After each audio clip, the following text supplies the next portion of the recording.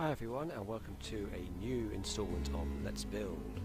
In this episode I'm going to be creating a hostile creature. I think in previous videos we've created creatures that are friendly, that you'll be conversing with. In this one, just focusing on creating a hostile opponent, some of the settings that we might consider for that kind of thing, and then placing an encounter of this hostile creature in the game. So hopefully we can cover this quite quickly. Because we've already gone through the creation of a new creature process, I am going to jump straight in to just a quicker way of getting a creature going, and that is using the copy feature, which you will see very shortly. So these creatures that I require for the Dead End campaign are going to be sort of spirits of a certain element. So as you can see in my creature campaign palette here, I have magical beasts and then broken down into the different types in here. So I've already made one that's known as the Lesser Spirit of Ice, and as you can imagine it's a creature that's purely sort of based on cold based attacks and things like that. They're quite high level creatures. Well, I said they're about challenge rating of about 15, so we're looking to challenge a party of level 19 to 21 characters with this one, and obviously you can tell with lesser I'll be creating more potent ones down the line, but at this stage of my campaign series I'm looking to introduce some new magical kind of creatures. Now I intend to have the spirits of ice, spirits of fire, spirits of like electrical, so it'll be like a storm, and even sort of an arcane or magical kind of spirit creature as well.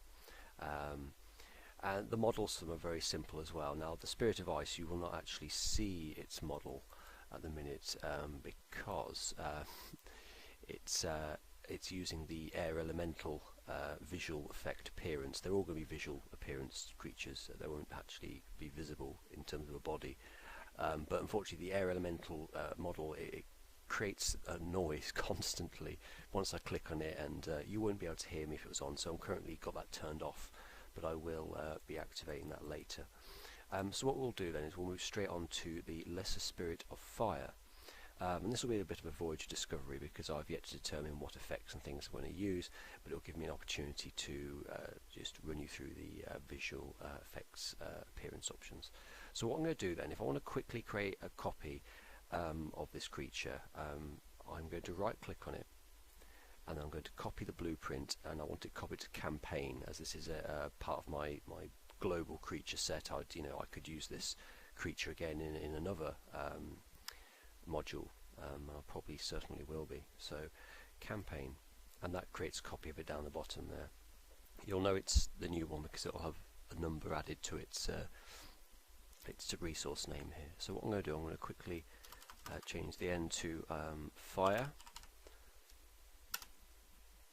and fire again and fire again. Two F's in there, right, so that's the naming done. I'm just going to again change that to fire. So we now have our new creature there, and what we need to do now is to find a suitable appearance for it, and what I need is a constant fire image. So I'm thinking really the continuing the theme, the elemental appearances would be quite good. So on appearance visual effect in the creature properties, we want to hit the drop down button. By default there's never a visual effect, but that's certainly how a number of creatures in Neverwinter Nights 2, certainly in the official campaigns, like elementals, that kind of creature, they're actually an invisible creature, but they have a visual effect. Obviously so that's how you have like a flaming fire elemental, for example. So I'm actually going to put in fire and see what we get, but I need a constant fire effect going. What's that? Let's pull the preview pane out as well and see what we've got here. So See, that may do quite well because I've used the Will-O-Wisp, which is also by default invisible, so hopefully this will be floating in the air, which could do quite well. But we will look at the others. Go back to properties here, type in fire again. It's also handy, it kind of narrows down if you get a keyword for something you're kind of looking for. Blazing fire large, is this going to make a sound effect? I don't know, right, I think I'll skip that one, I think it's too big. So there's some custom ones I've got in here. Fire elemental, let's just look at that.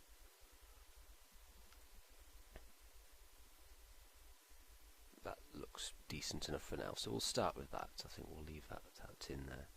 I'm going to now drop the preview back in to the central button here and just return to, across please, back to properties. But I often do that from creating creatures and things. I will pull the preview pane out and stick it next to, simply just click on the tab you want and drag it over, and then you can have multiple tabs open. That's all fine, all set up. I've also got some done some work with some scripts here and there as well, which I won't delve too much into these right now.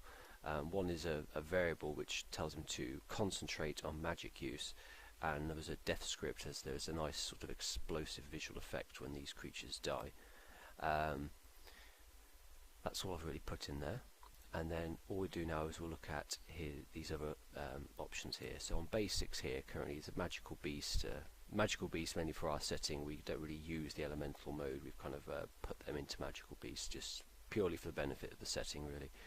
And yeah, it's a level 15 magical beast. And on the stats, they've got quite high strength, though really they should almost never be physically attacking things. So if they do have some creature weapons to do that, with quite, a mighty punch if they do. Other than that, nothing remarkable about the ability scores really there. But obviously with strength, the more strength you put on, the more chance they have to hit, and most of all, the more damage that hit will do. So the bonus there, he's going to do at least an extra 8 damage on a physical attack. And obviously he has an extra +8 to hit from that as well. The dexterity again, that is how much you're going to add to the AC. That is calculated into here, so the 4 stat bonus goes from dexterity into this for armor class as well. Constitution, so obviously affecting hit points, and fortitude saves a bonus of 2, and that's factored into there. Intelligence and wisdom, charisma for spell casting, things like that. However, the creature will be casting spells, but through creature special abilities, not actually as a full-on spell caster, so they're not a huge consideration. But being these spirits, and in the setting, I consider them to be quite intelligent and things like that, so it could be factored in that way, I suppose. And then you've got hit points here as well, currently set to max, but I think testing may cause that to be reduced because these creatures are quite resistant. And then the total armor class of the creature there of 38. So for this sort of level, because the party we level 19 to 21, that's a pretty reasonable AC to have actually. And then here you have the attack bonuses for the creature as well, so what you can expect it to be doing. Again, they're not sort of melee sort of specialists, but attack of 24, you work these out, do the maths, and you work out, roll a d20 on top of that. Average AC for the party that I anticipate is probably in the range of 35 to 45, so it could hit somewhat regularly there, but that's all it really needs. And then the number of attacks per round it has is 3, so 3 attacks every 6 seconds. Like I said, building creatures, you will obviously be testing them, and you'll be able to balance and find the sort of balance you need. I can't exactly answer. I can't give you a perfect answer there. You have to test, and this creature is yet to be tested. So back to that. Then the feats for the creature. You want to, on that tab, I first look at assign just to see what the game has decided to assign before you make any changes. So on the assigned feats for this creature, let's get rid of that. And I can see it has lightning reflexes, weapon proficiencies and bonuses for creature weapons, and that's all he really has. I may add further ones in later on, but this the feats tab is very easy to use. So if you, for example, I'll do a very quick example here. If you're going to go looking for feats to add straight away, you want to make sure you're going to none, and then type in excuse me, the keyword for something you might want, because otherwise you're going to have to go through thousands of feats and abilities on there. So let's say we want a weapon focus of spear. So I could type in spear, and straight away it gives me everything relating to spears, which is really handy. You want a resistance, so let's put in resist, and we've got various energy resistances, things like that, into there. Okay, so moving on from that, we've got the skills panel, and on this one I've given these creatures quite high concentration and spellcraft, as they're mostly magical in nature, but they're also particularly good at spotting and listening for hidden objects, so they're quite hard to sneak around. And then special abilities. So obviously there's a copy of the Spirit of Ice, but all these spells and abilities are more or less to do with cold damage. There is some other ability there, including displacement, just because they're not kind of entirely corporeal sort of objects. So I've added that in purely just for a little bit of effect, and also the ethereal visage is there as well. But yeah, they have about 3 copies of each spell. Again, probably will be tweaked through testing, but I'll put all kinds of abilities in. So you've got an aura of cold, which will place sort of a circle around the creature. If a player or if an enemy enters that aura, they'll be dealt cold damage by round. So every 6 seconds it will deal some cold damage unless they make a successful saving throw. Got bolts of cold, cone of cold, creeping cold, even dragon breath cold could be quite handy on this. 15 might be a bit overpowered though, so I mean that may get toned down because dragon breath is particularly nasty. Greater creeping cold, hypothermia, ice storm, orbs of cold, strong orb of cold, and polar ray. I did actually have a burst of glacial wrath on it, but I noticed it's a level 9 spell, so we'll actually leave that, and I think we'll give that to the stronger creatures. And certainly if I make stronger creatures, I would level these spells up with that to that creature's level.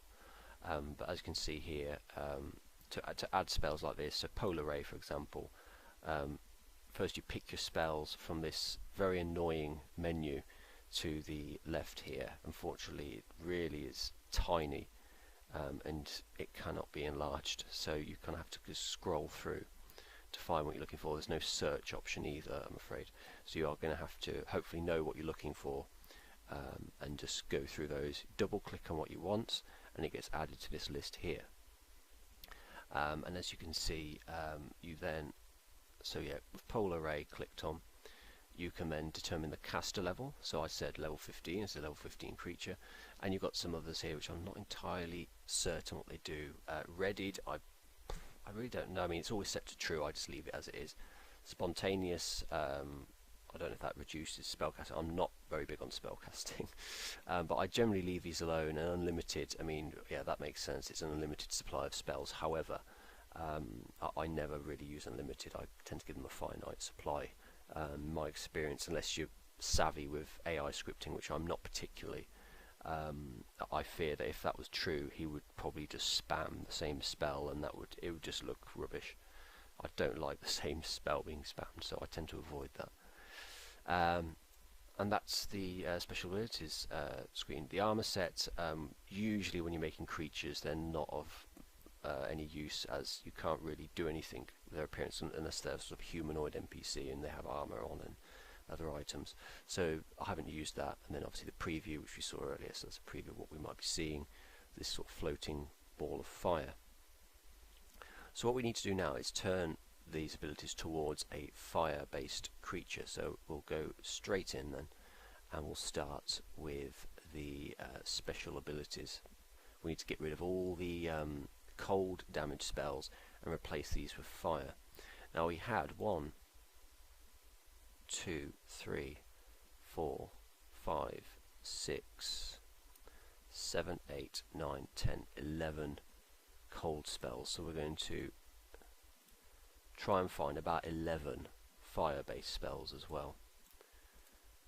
So I'm just removing them from the list here. I want to leave Displacement and Ethereal Visage as they are sort of the protective spells that they all share. Take the Ice Storm off, and the Orbs of Cold, and the Polar Ray. And then we're going to look for some fire-based spells now. So what I really did is I kind of just trawled through the list one page at a time, and straight away I can see an Aura of Fire. So we'll certainly have all these creatures with their respective elemental auras. So I've added Aura of Fire, and I'll give him 3 uses. I think the duration on is quite long anyway, but that's fine. And level 15, so that's 1 in there. And then if we look down, we can run through those.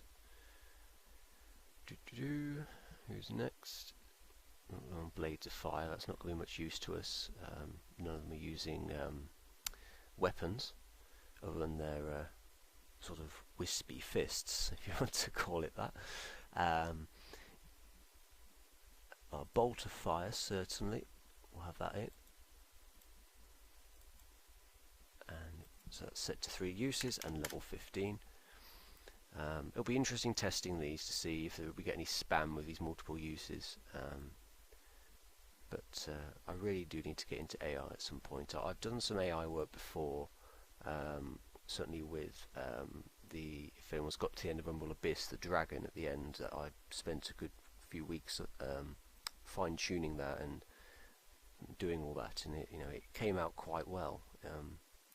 We'll have a Cone of Fire, level 15.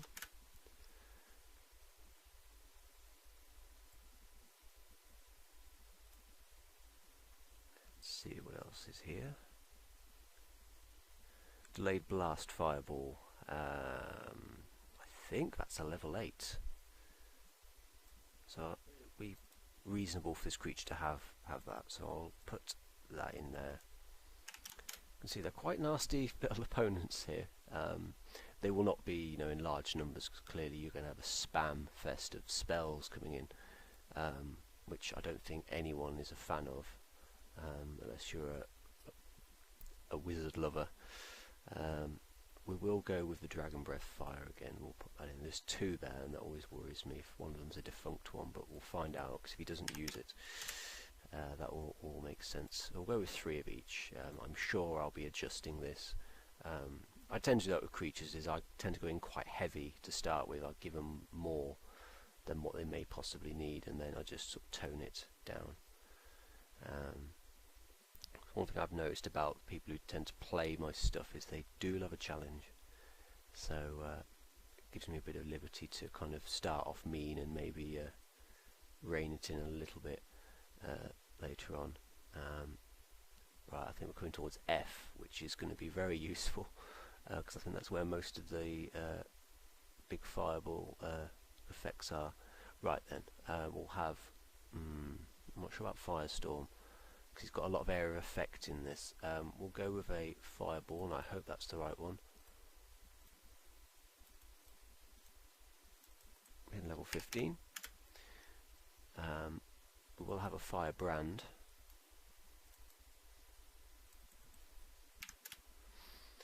We'll give him a Flame Arrow and a Flame Strike.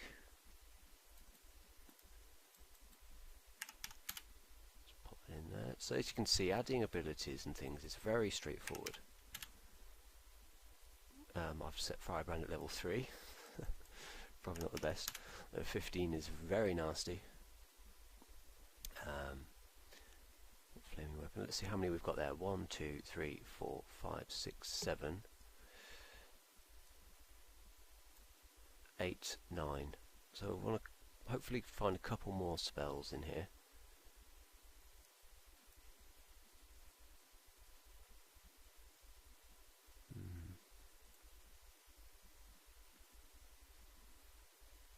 No, I don't think we want that.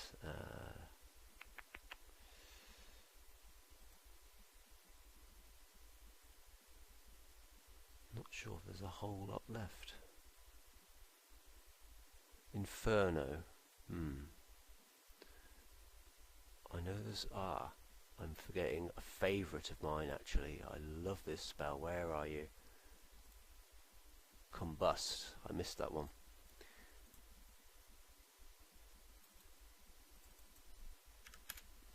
And we will need...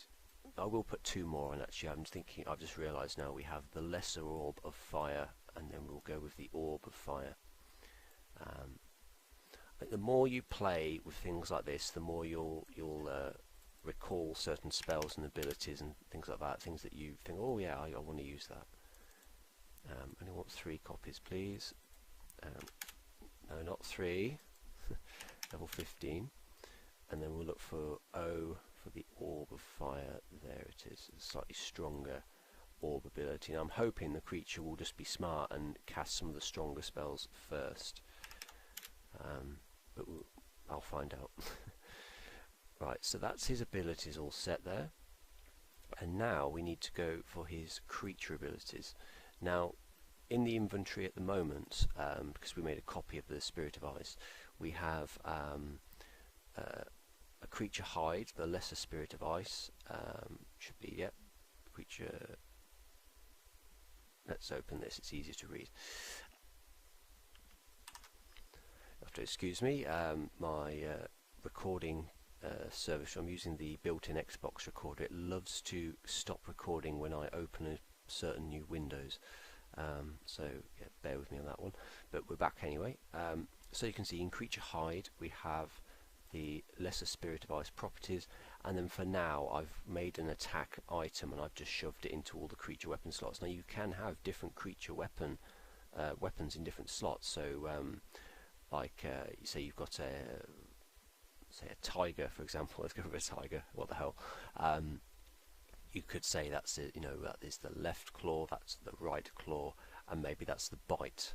So you could have, I don't know why for a tiger, but you could have a poisonous bite maybe, or a disease-giving bite, or one that does, maybe the bite is more damaging than the claw attacks, and it would all work that way.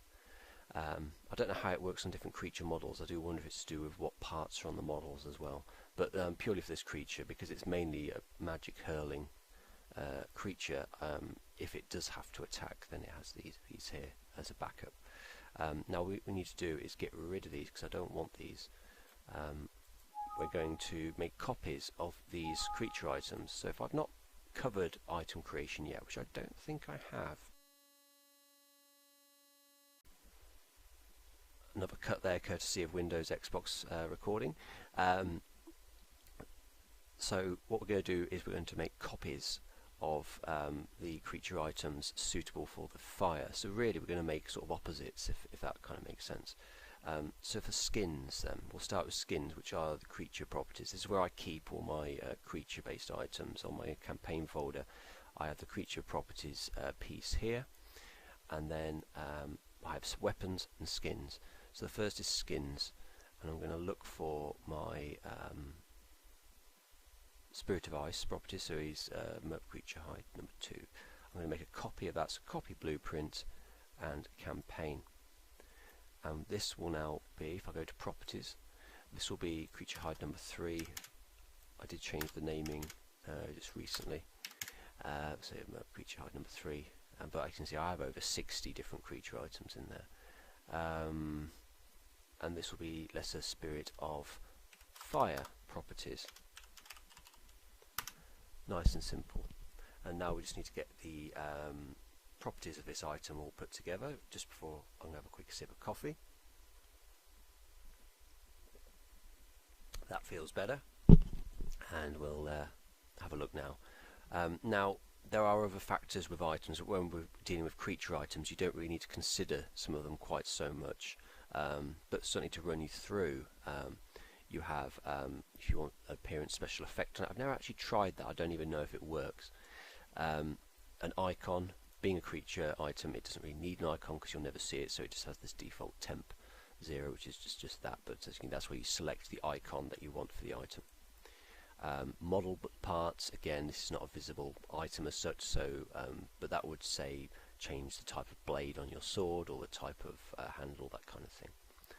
and then obviously you can tint things as well, again not required here. You've got an idea of the cost of the item there. You can see it's a very expensive item, but for creatures you can kind of bend the rules a bit. Its classification, where in the toolset it's found. I'm sure I discussed the naming for that to get different sections created. Is it identified or not? Doesn't really matter here. And then yeah, resource tag. Again, I don't really touch any of this for creature items. I just go straight into item properties. I give it its name, its details there, and I go straight to properties. So we'll jump into this, and as you can see,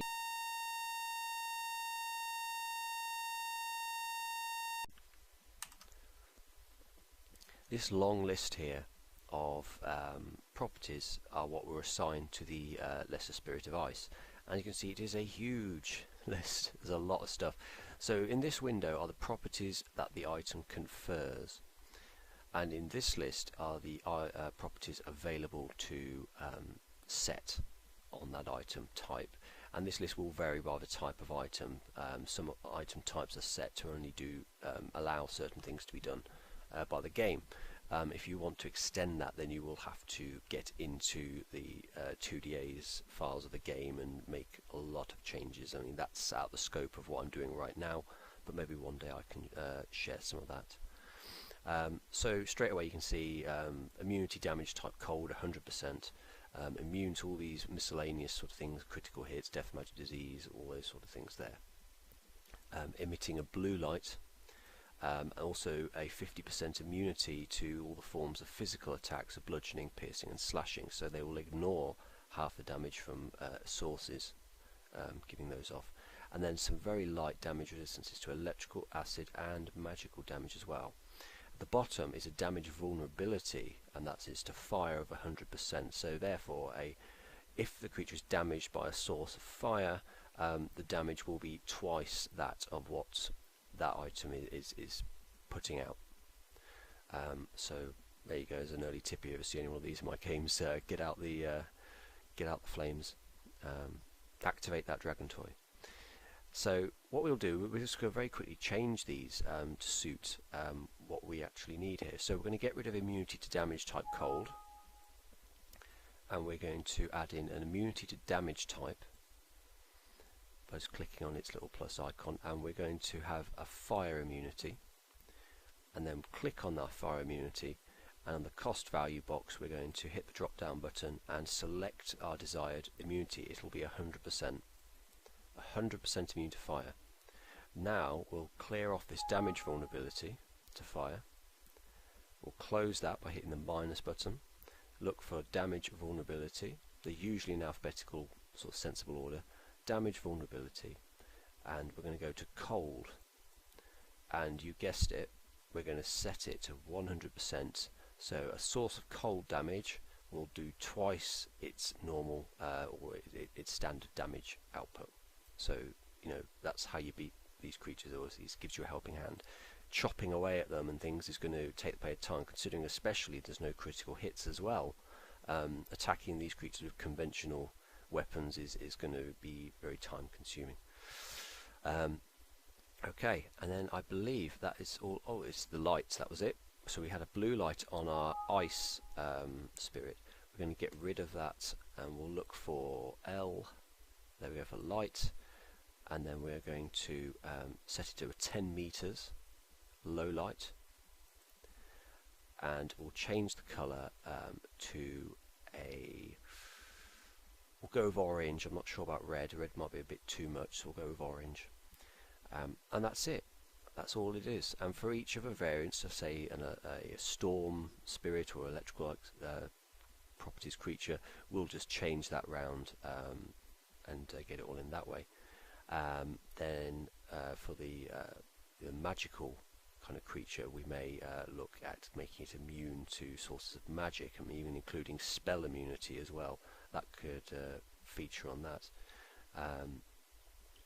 So we'll have a lot of fun with those. So that's that, and I'm sure now when I hit OK the recording will stop, but I'll be back momentarily. How right was I? That's yeah, we're back. So close off skins, and now we're going to look at weapons.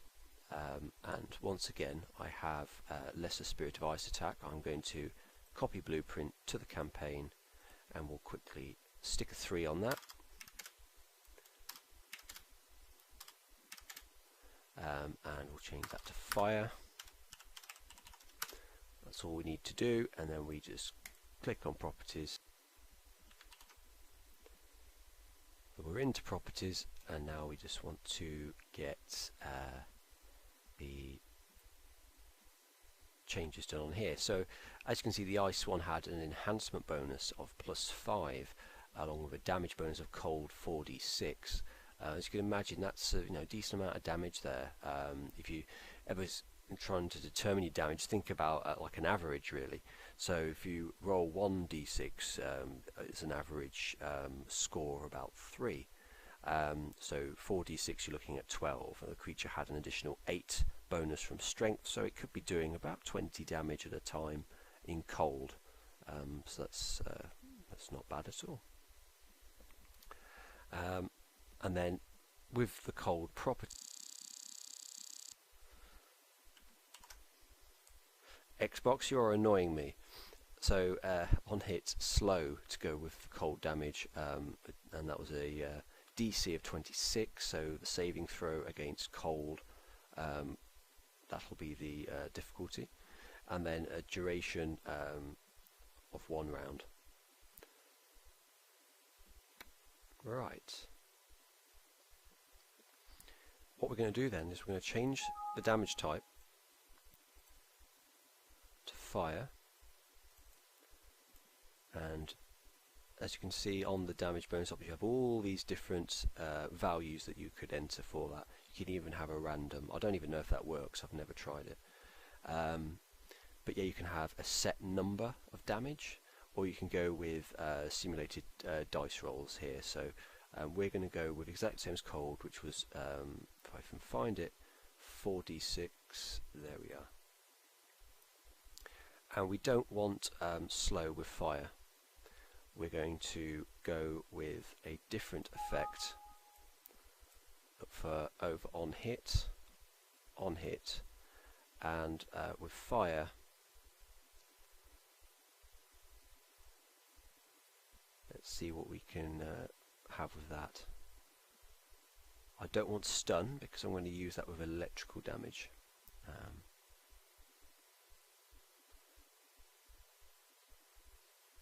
think we will go along with doom. I don't want to do fear, I think that might be a bit much, but we'll go with a doom effect, and rather than 1 round, they can still move, while with cold they can't, they get stopped. But with this we'll go with 2 rounds, and I believe the percentage is to do with a chance that it actually confers the effect, I believe. The chances of them hitting certain characters may not be high, so I'm being quite generous here. Again, that can be tweaked. If it's too much, you can always change it.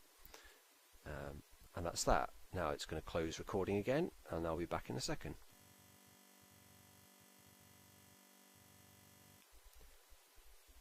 And I'm back, and it was literally a second. Now then, we're going to go back to our creature now. So on the creatures tab, I'm going to click on my Lesser Spirit of Fire. I'm going to go to his inventory and edit.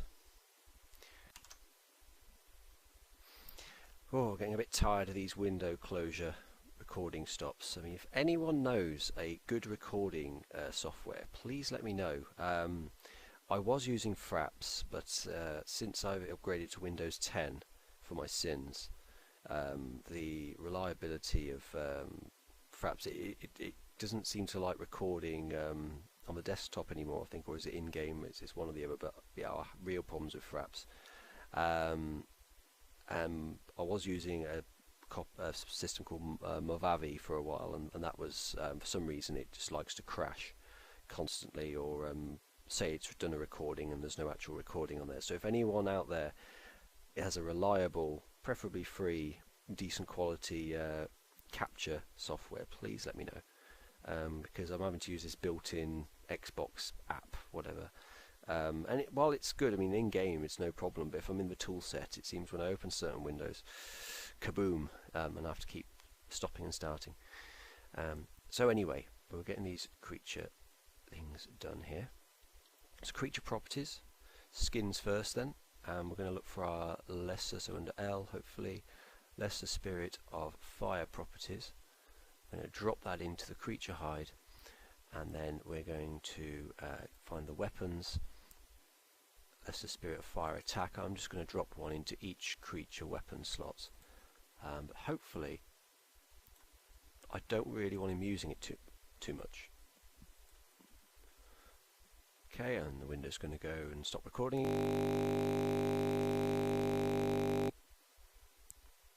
And that is that. Now what we're going to do is we're going to very quickly, I'm going to show you how to place an encounter. Now I will not require these to be an encounter like trigger, as you will see. I'll be doing a different way, but purely for the benefit of my loyal viewers, I'm going to just demonstrate how that can be done, how I could say spawn in a spirit of ice and a spirit of fire, and then I will jump in game and we will hit them with a cheating character. Let's wait for the area to load. Hopefully the recording will continue.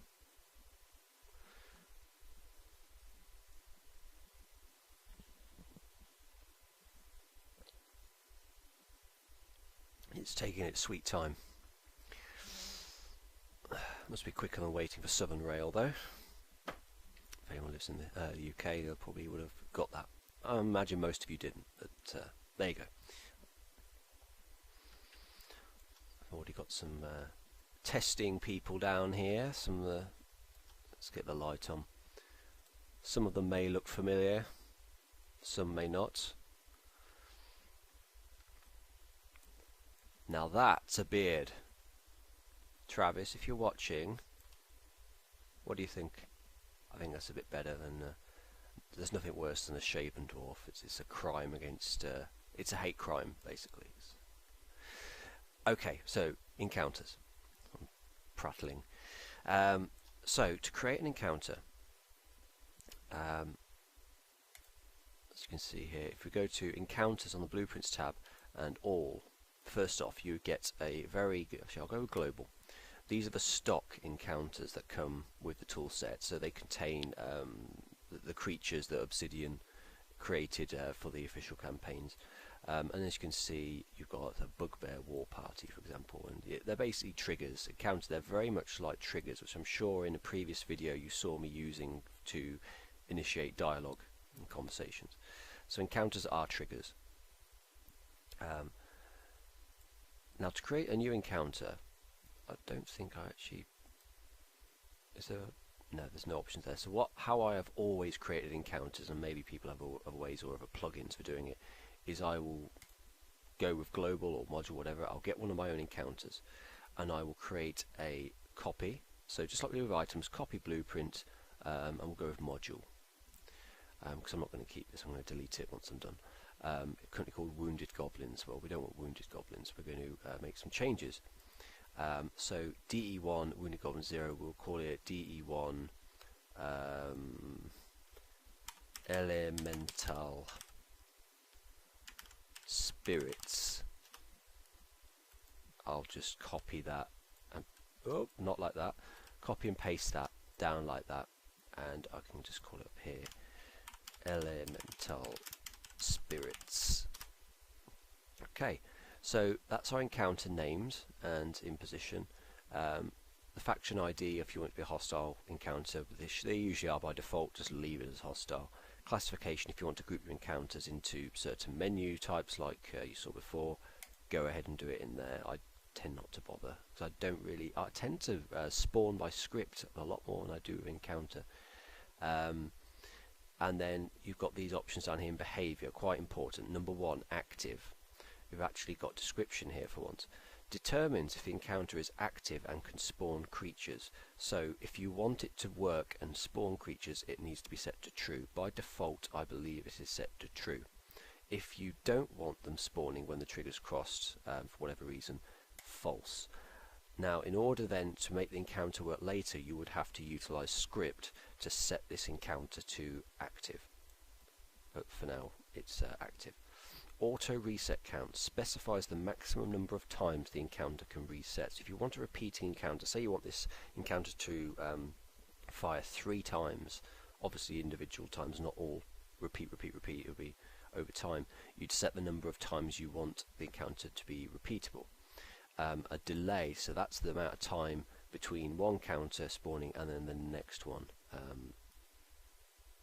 Waiting before resetting. So yeah, that's the amount of time that will pass. So I've crossed the trigger once, I'm coming back along again, maybe the delay is 1 minute and I come down 30 seconds later, the encounter won't fire. I've got to wait a minute for it to fire again.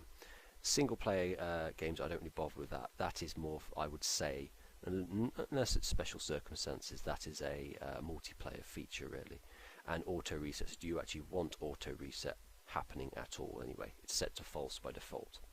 The creature spawn style specifies the method of placement used by the encounter. So in further detail, if I hit the drop down list, you have group monsters at furthest spawn point from where the encounter is triggered. I think it's meant to, it cuts off there. So the monsters will all spawn in a group together as far away from the triggering person as possible.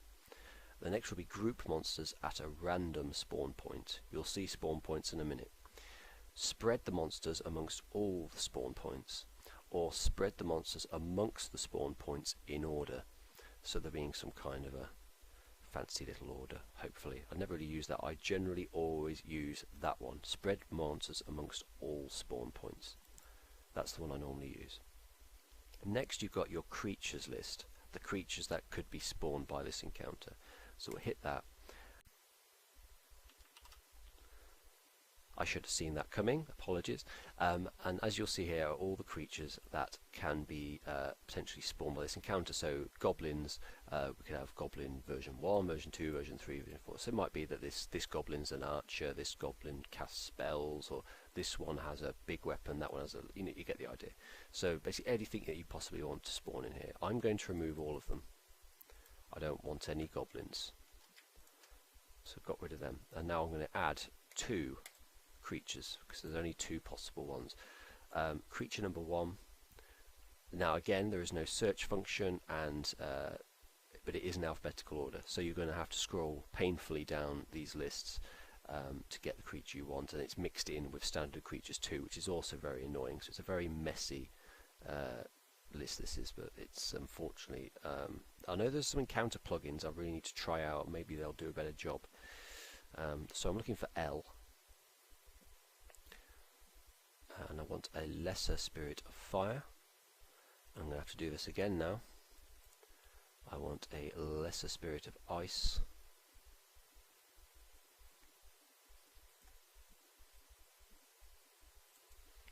Okay, and then by clicking on each individual one you can set certain behaviour, the maximum number of this creature to spawn or the minimum number of this creature to spawn. For both of these I want it to be 1. I only want 1. Single spawn means only ever spawn 1, but I've already told it to do that, so it doesn't matter. And then the creature we've got listed there that we picked. And then the same with the lesser spirit of ice, I only want 1.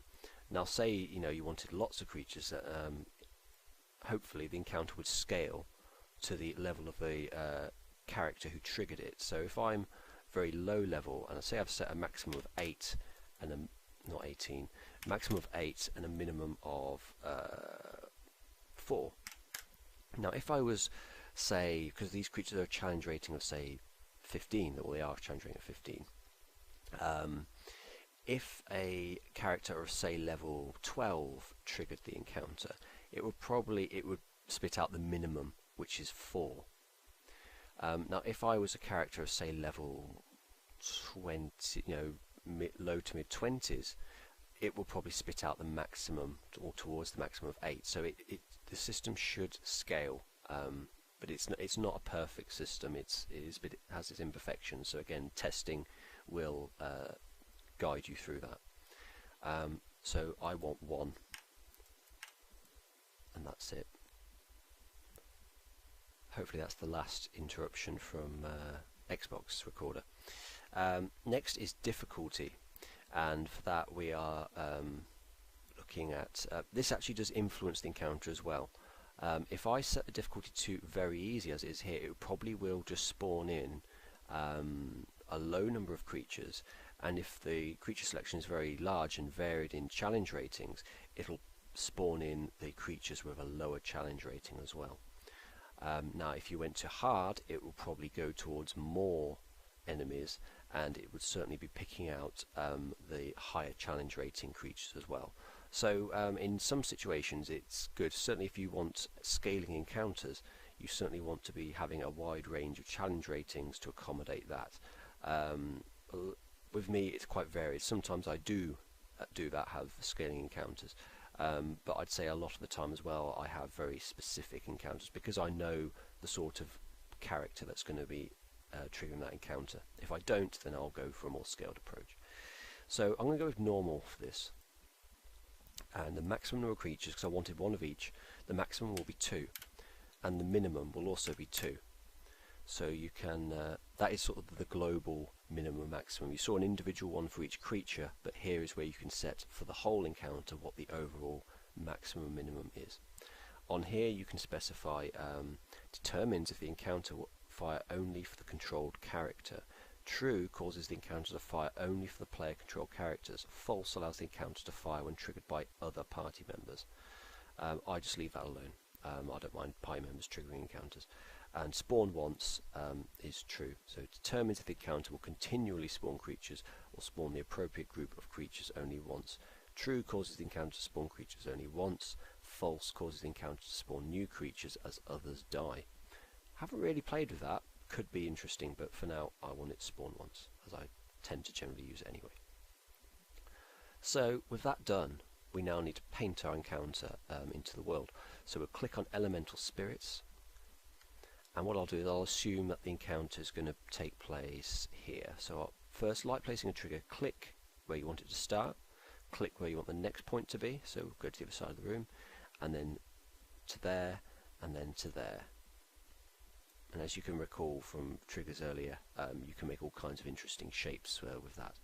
Now by clicking on the trigger, once it's down, we can once again we can further modify the settings. If we want a slightly different version of this encounter, say there's another encounter, just the same one, further down the hall. Say I wanted this one to be a little bit harder. Well, rather than just creating another encounter by copying, I can click on one of my encounters and I can change the local settings to that particular encounter. So say I wanted this to be hard difficulty, I could go and change that now, and that's fine, it would work. And that way it just saves you creating instance after instance in your palette, when you can just very quickly do it down here. But obviously if you need to make further changes in the future, then you'll have to individually click on the encounters you placed to make the changes, because changing this will only affect encounters that you later place down. So that's that. So the encounter's placed. Now the next thing I want to do is right click on the encounter and no, it's not, I'm lying, I'm sorry. Click on the encounter, make sure it's selected, then on your top bar there, paint spawn point. So these are the spawn points I was talking about earlier, and there's going to be at least 2 creatures. So let's say I want one to spawn in here and I want one to spawn in here. And if you hit select objects, you can always move them around as needed as well. Say I've got 8 creatures and I want them all in certain positions. Well, I could 3, 4, 5, 6, 7, 8. Group them however you like. If you're not happy with all spawn points, you can either individually delete them by clicking on them. When the encounter is selected, of course, you have to have the encounter selected first, and then you can click on your spawn point. But if I want to clear all of them, right click and clear spawn points. So all we'd want for that is just to, there we go, easy peasy. And now I think for some testing. So what I'm going to do is I'm going to get rid of these characters here, and I'll see how they perform. We don't need the dwarf either. So I'm going to jump into game and give them a quick whiz, and I'll stick the recording on for that as well. We'll see how it all goes. So if you'll bear with me, and I'll be right back. Welcome back everyone, we are now in game and we'll give this a little test run with Kenneth Shan, donated by Travesty from his very nice Let's Play series. So we're going to run into this dangerous situation. I've just stuck some cheating armour on him. I've just realised it won't do much use against these things because it doesn't have any elemental thing on it, but it does have a nice 40 damage reduction on it. And then I do have a sort of cheating which I think I'll pull out soon. I may have to set him into God mode, I think, very shortly. That is triggers for something else. I am running in the wrong direction, so we'll head this way, I think. There they are, and they look pretty good as well. They started together as well as we put them on the encounter. Spirit of Fire looks excellent in midair, and we've got Spirit of Ice, which is already a very nice effect. And they're casting, which is good. Just hit me with some fire spells already. Missed me with the cold damage, so that's good. See if we can. My crit did nothing. I think I will pull out the Sword of Cheating now. It's a very nice sword. Let's get that in. And let's see if I'm not dead before. I'm not doing a whole lot of damage here. Yes, I am going to die. Let's get God mode on. Debug. So that's how to get debug mode on there. So you need that if you're going to do anything with the console. And then I'm going to go for DM God. And then to turn debug mode off, just so you don't have any triggers and things showing, to 0. And now we can just hack away at these things. Oh, I actually got a critical hit on that one. That's interesting. I thought I made them immune to crits. Right, I need to look at that. He might be missing something. Never mind.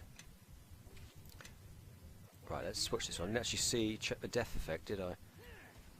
Right, we'll check the crits in a bit.